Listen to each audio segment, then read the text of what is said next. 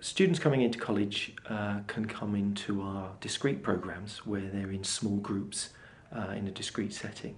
And sometimes they can come in through our mainstream programmes onto one of our many mainstream courses. We also provide support in terms of the curriculum itself, so we tailor the courses to meet the needs of the student. Many of other students come to us have quite severe learning difficulties, and what we try to do is to tailor the course to suit them, so it's enough to stretch them for them to learn new skills, but at the same time it's not going to make them anxious because they can't cope with the level of the work.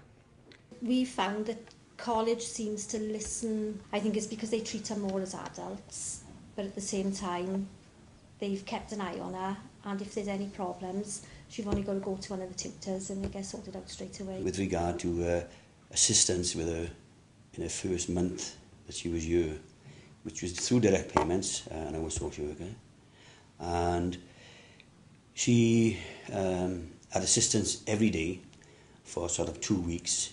Then on the third week it would be just a sort of kept an eye on, but could talk to a friend if need be. And then on the last week then she would just be at a distance, just keeping an eye on Alex to see that she was doing everything okay and keeping herself tidy. It was to give her a bit more confidence to be in the new building as well, and being in mainstream, where she'd just come out of being in the unit for 3 years, where she had a very good network of support, and coming into mainstream then, because she was out there with everyone else, it was a bit daunting. And nerve-wracking for her, and it helped her settle in to mainstream really well. I wouldn't give up not asking the questions. You need to ask as many questions as you can, obviously, to find what's out there for them. However well planned we try to be, some students can find the start of college a little difficult to deal with. Where there's an issue, what we hope will happen is if we don't know about it, because we don't always know, the students don't always tell us if they're concerned or anxious or something's gone wrong. What's important is that parents contact us straight away. What that can lead to quite often is just a conversation over the phone, and then a conversation with the student to try and sort out what the initial issue is. Sometimes it leads to a situation where we invite parents in with the students so that we can go over the problem and find some way of overcoming it.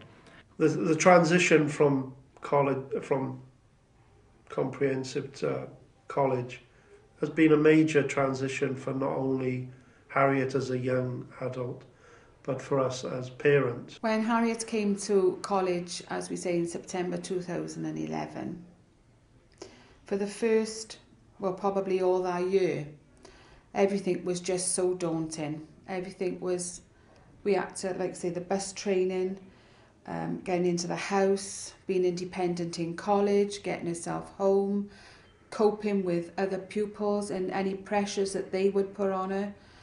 And when we look back now and we've resolved all those issues, we've got the bus training done, we've got in the house, she's learnt to say no to people. We now look back and think they've really done us a favour. At one time we were thinking of taking her out and putting her back in to the niche, into another college that she would be protected all the time and back on the transport. But now we look back and we see that she's achieved to be independent bus-wise. She's been independent getting into the house. She's been independent with sorting problems out in college.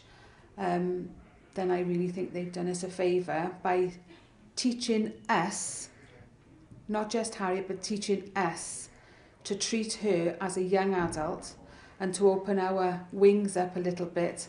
So I would advise all parents, no matter where they're going after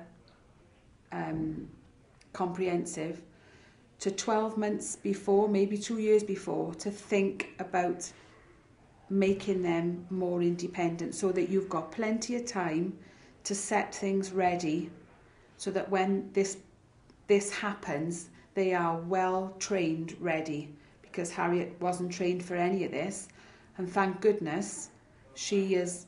Well, she's been a little star, because we would never have ever have thought this was going to happen, but she now lets herself in.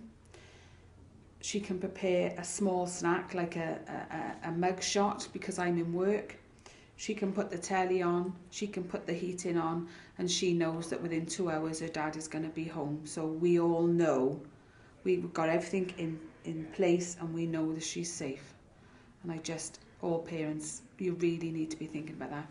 Get them to be able to use a mobile phone. Get them to know all the phone numbers that they need to have. Not just one phone number, not just yours. They need to have mums, dads, brothers, sisters, nans, aunties. So there's always somebody that they can contact and say, I've got a problem, I need help. I think the biggest concern for parents is that college is a different environment. It needs to be a different environment because it's at a different stage of the young person's life. So what we're trying to do is to encourage that young person to become as independent as possible, to gain as many skills as possible. They need to be prepared for the next stage in their life. So it's important that they are feeling more confident at coping with things themselves. It's an opportunity for them to develop the ability to make choices. And sometimes students have got to make the wrong choice in order to learn what the right choice is. So there are all sorts of things that go on in college in that way.